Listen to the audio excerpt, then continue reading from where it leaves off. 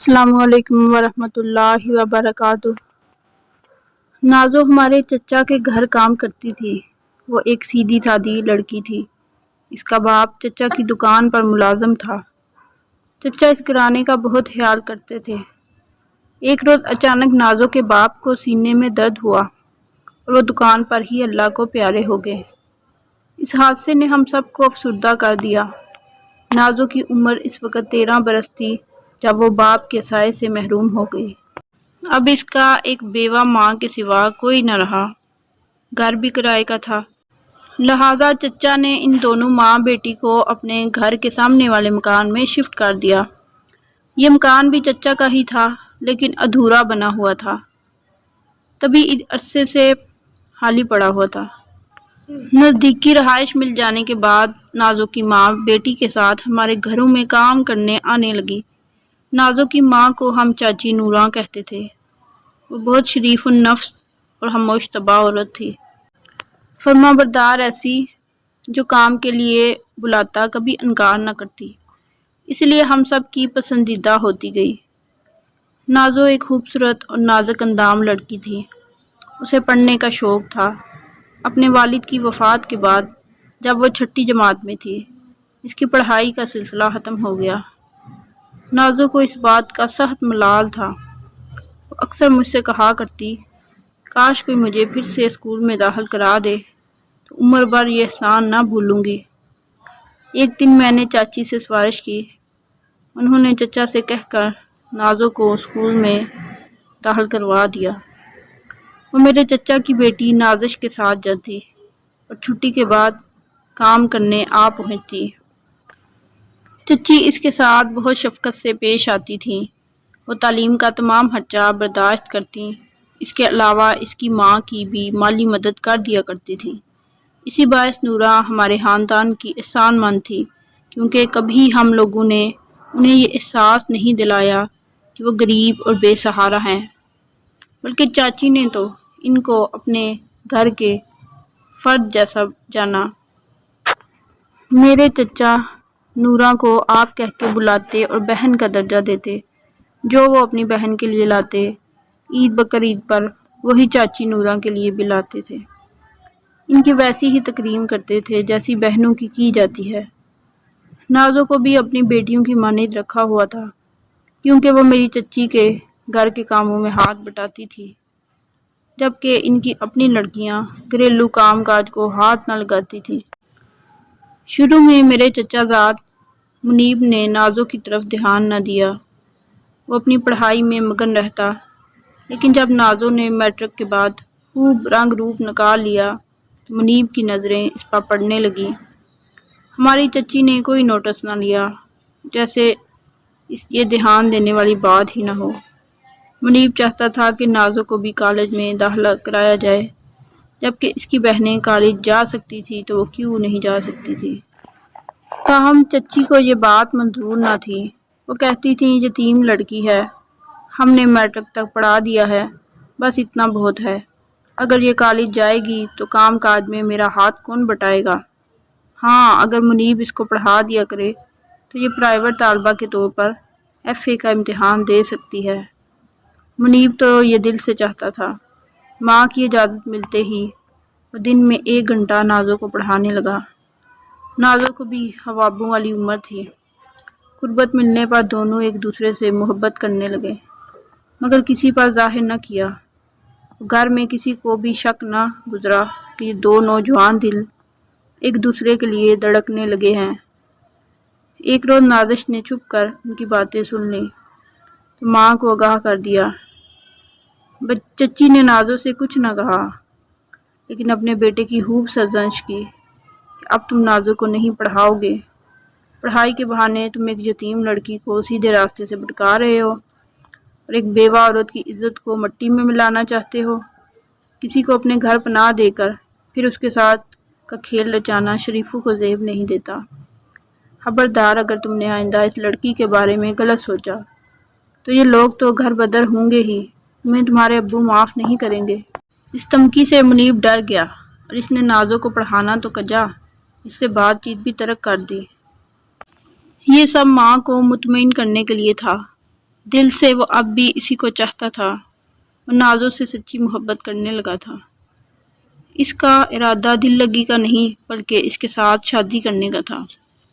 منیب نے سوچا پہلے تعلیم مکمل کر لوں، پھر والدین سے اپنی آرزو کا اظہار کروں گا کہ میں نازو کو شریک حیات کے روپ میں دیکھنا چاہتا ہوں۔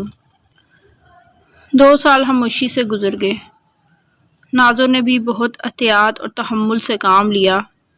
اس وقت کا انتظار کرنے لگی کہ جب تک منیب تعلیم مکمل کرنے کے بعد اپنے پیروں پر کھڑا ہو جائے۔ البتہ یہ دونوں اس وقت گھر والوں سے چھپ کر بات کر لیتے تھے جب چچی گھر پر نہ ہوتی۔ ان کا یہ راز صرف میں جانتی تھی کہ نازو مجھے اپنا دوست اور غم گسار سمجھتی تھی۔ منیب کے بڑے بھائی نجیب کی شادی ہو گئی اور میں چچا جان کی بہو بن کر ان کے گھر آ گئی۔ اب چچی اکیلی نہ رہیں۔ شادی کے بعد گھر کی ذمہ داریاں انہوں نے میرے سپرد کر دی۔ میں نے گھر سنبھال لیا۔ تب انہوں نے نازو کی چھٹی کر دی۔ مالی امداد اب بھی وہ اس کی ماں کو دیتی تھی، لیکن اپنے گھریلو کاموں سے نازو کو ہٹا دیا کہ بچی اب جوان ہو گئی ہے، اس کا اپنے گھر میں رہنا ہی بہتر ہے۔ مجھے بھی کہا کہ بیٹی اب یہ گھر بار تمہارا ہے، اگر چاہو تو کوئی دوسری ملازمہ رکھو، لیکن نازو کو واپس اس کی ماں کے پاس بھیج دو، کیونکہ نورہ بیمار رہتی ہے اور دیکھ بھال کے لیے اسے اپنی بیٹی کی ضرورت ہے۔ میں سمجھتی تھی کہ وہ ایسا کیوں کر رہی ہیں۔ ان کے دل میں خطرے کی گھنٹی بج چکی تھی۔ نازو اب اپنی والدہ کے پاس رہتی اور ہمارے گھر بہت کم آتی۔ اس کا کم آنا بھی چچی کو شاق گزرا تھا۔ نازو سے میری دوستی تھی، منیب یہ جانتا تھا، اس لیے اسے جو نازو سے کہنا ہوتا مجھے کہہ دیتا۔ میں مناسب سمجھتی تو نازو کو بتاتی، ورنہ گول کر جاتی، کیونکہ چچی کا پاس تھا اور گھر کا ماحول خراب نہیں کرنا چاہتی تھی۔ تاہم میں اپنے دیور کو بھی راز اور ناخوش نہیں دیکھنا چاہتی تھی، کیونکہ وہ اپنے چھوٹے بھائی کی طرح مجھ کو عزیز تھا۔ مجھے اس کی خوشیاں بھی عزیز تھیں۔ تعلیم مکمل ہو گئی تو منیب کی شادی کی باتیں ہونے لگی۔ چچی چاہتی تھی اس کی شادی وہ اپنی بانجی فائزہ سے کریں۔ جب اس بات کی بنک میرے دیور کے کانوں میں پڑی تو اس نے شور مچا دیا۔ ماں سے کہا کہ میں ہرگز فائزہ سے شادی نہیں کروں گا، بلکہ نازو سے کروں گا۔ بہتر ہے کہ آپ اس کی والدہ سے رشتے کی بات کریں۔ جب چچی نے انکار کیا تو اس نے خودکشی کی دھمکی دے ڈالی۔ چچا بھی بیٹے کی اس فرمائش پر بہت پریشان تھے۔ لاکھ وہاں ماں بیٹی کی عزت کرتے تھے، لیکن نازو کو بہو بنانا اپنی توہین خیال کرتے تھے۔ جب دیکھا کہ بیٹے نے بغاوت کر دی ہے تو بہت تدبیر سے کام لیا۔ نورہ سے نازو کا رشتہ مانگنے کی بجائے ان کے پاس جا کر کچھ ایسی بات سمجھا آئے کہ وہ بیچاری سر جھکا کر رہ گئیں۔ ان دنوں منیب ایک جوشیلا نوجوان تھا۔ یہ عمر ہی ایسی ہوتی ہے کہ دل مصلحتوں کے سامنے نہیں جھکتا۔ ایک دن انہوں نے منیب کو پاس بٹھایا اور کہا کہ بیٹے میری بات غور سے سنو، مجھے تمہاری خوشی عزیز ہے، لیکن ایک بات مان لو، جب تک تم انجینئر بن کر نہ دکھاؤ گے نازو کی ماں تمہیں اپنی بیٹی کا رشتہ نہیں دے گی۔ اس کی بس یہی شرط ہے، اور تم نے FSC کے بعد آگے پڑھنے کی بجائے شادی کی رٹ لگا دی ہے۔ اب اگر نازو کا رشتہ لینا ہے تو پڑھنا ہوگا اور اچھے نمبر لانے ہوں گے، تبھی انجینئرنگ میں داخلہ مل سکے گا۔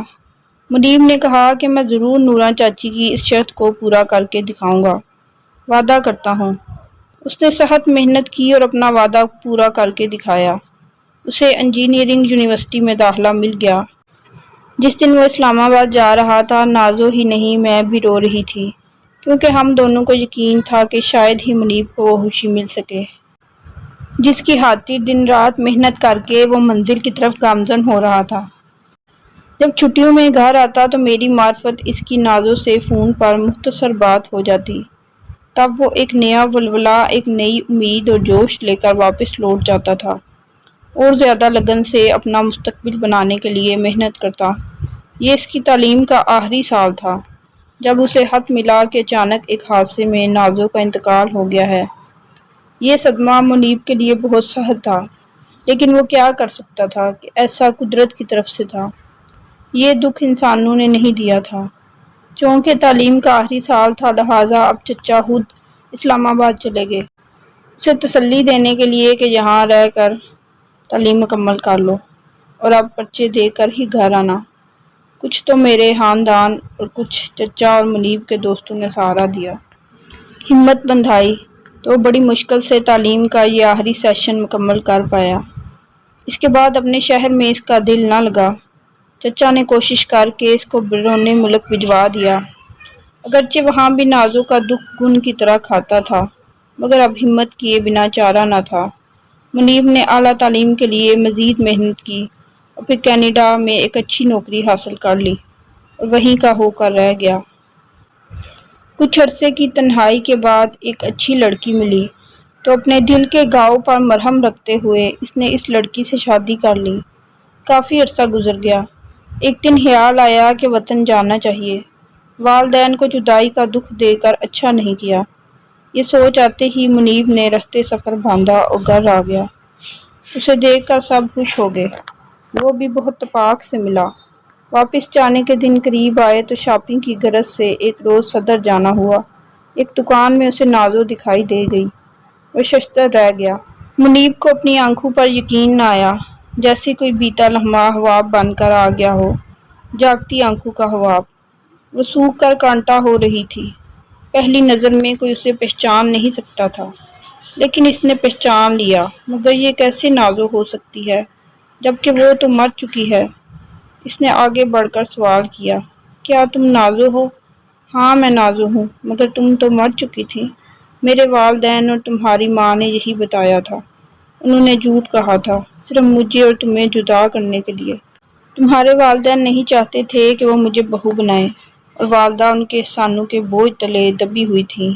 وہ ان کے حکم کے آگے سر نہ اٹھا سکتی تھیں۔ انہوں نے ہاتھ جوڑ کر میری ماں سے منت سماجت کی تھی کہ وہ ایسا ہی کہیں گی۔ تمہیں اپنے شہر سے دور پڑھنے کے لیے اسی لیے بھیج دیا گیا تھا۔ مجھے والدہ اپنے ساتھ لے کر لاہور آ گئی، جہاں تمہارے والد نے اپنے دور کے ایک غریب رشتہ دار سے میری شادی کرا دی۔ میں وہاں جیتے جی مر گئی اور تمہیں کہہ دیا گیا کہ میں مر چکی ہوں۔ تو ہاں میں مر چکی ہوں۔ میں کب زندہ رہی ہوں؟ کیا تمہیں زندہ لگ رہی ہوں؟ نازو کی بات سن کر منیب کو بہت دکھ ہوا۔